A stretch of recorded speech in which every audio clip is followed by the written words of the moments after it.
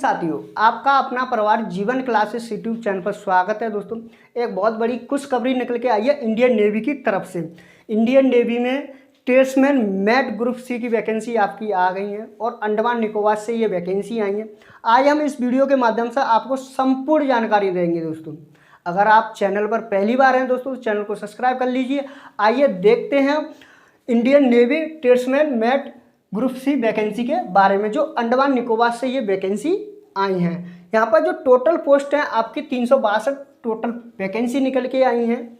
अब यहाँ पर बात करें कैटेगरी वाइज तो देखते हैं ट्रेड्समैन मैट में आपकी जनरल में 139 वैकेंसी हैं और ओबीसी में आपकी 91 वैकेंसी हैं। ईडब्ल्यूएस में आपकी 33 वैकेंसी हैं।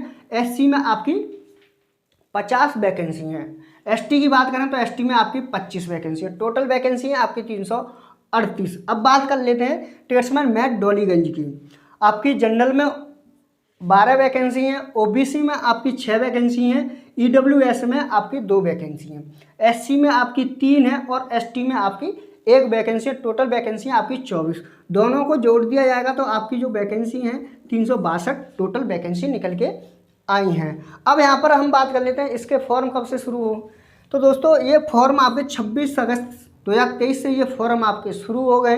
लास्ट डेट की बात करें, लास्ट डेट आपकी 25 सितंबर 2023 है। अब यहाँ पर हम थोड़ी सी जानकारी देख लेते हैं इस वैकेंसी से रिलेटेड। तो ये वैकेंसी आपके अंडमान निकोबार से निकल के आई है। इसकी जो कट ऑफ है बहुत कम कट ऑफ जाती है दोस्तों। इसका एक कारण है, जो कारण है वो है आपका अंडमान निकोबार में इसका एग्ज़ाम होगा। अंडमान निकोबार में ही आपका एग्ज़ाम होगा। अगर आप जम्मू कश्मीर से फॉर्म डालते हैं तो आपको अंडमान निकोबार पेपर देने जाना पड़ेगा।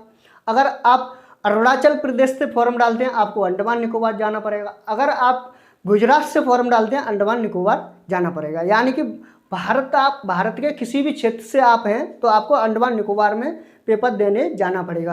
तो अंडमान निकोबार जाने के लिए 2 ही रास्ते हैं, या तो समुद्री मार्ग है या फिर आपका एरोप्लेन है। यानी कि आप दो साधनों से जा सकते हैं। अंडमान निकोबार एक द्वीप है जो समुद्र से चारों तरफ से घिरा हुआ है। उससे आप 2 ही मार्ग से जा सकते हैं, या समुद्री मार्ग से या फिर वायुयान से। अब यहाँ पर जो कारण है दोस्तों वो है कि आपने फॉर्म डाल दिया।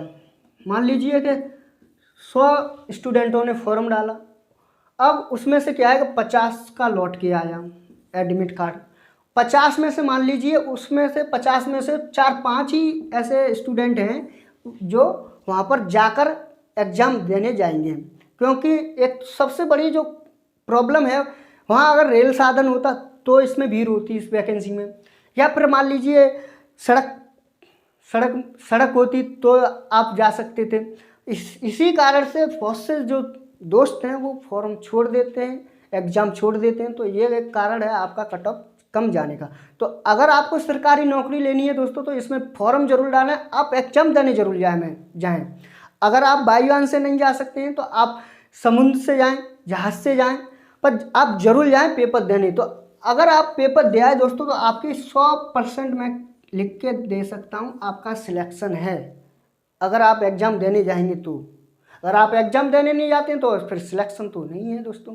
तो आप एग्ज़ाम देने जरूर जाएं और फॉर्म भी जरूर डालें इसका। आपको अगर गवर्नमेंट जॉब लेनी है, इंडियन नेवी की आपको जॉब लेनी है, तो आप इस फॉर्म को जरूर डालें। और हाँ, इसकी एक और जानकारी आपको दे दूं, ये परमानेंट वैकेंसी है, ये अग्निवीर के अंतर्गत नहीं आती है। आप अगर इसमें फॉर्म डालते हैं, आपका नंबर आता है तो आप परमानेंट ही जाएंगे, ना कि आप अग्निवीर की योजना के तहत जाएंगे।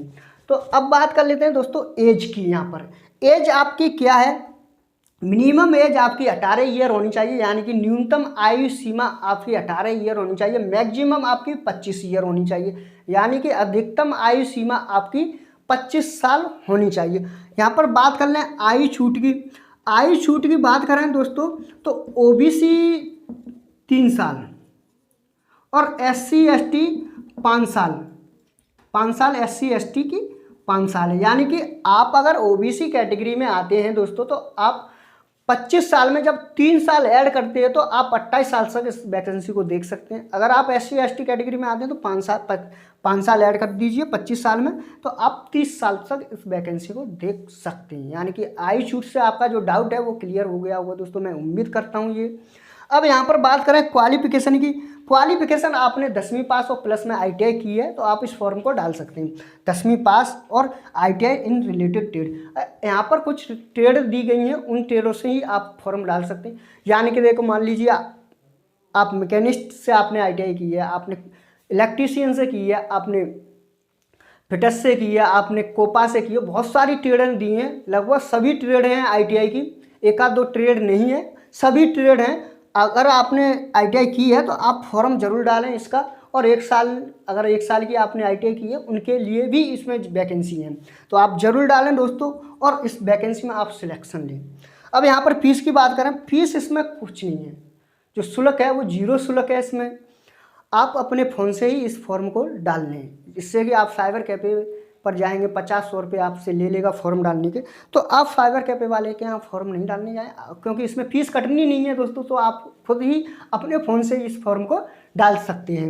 अब यहाँ पर सिलेक्शन प्रोसेस की बात करें तो सबसे पहले दोस्तों रिटन टेस्ट होगा, उसके बाद मेडिकल के बाद DV होगा, DV यानी कि डॉक्यूमेंट वेरिफिकेशन।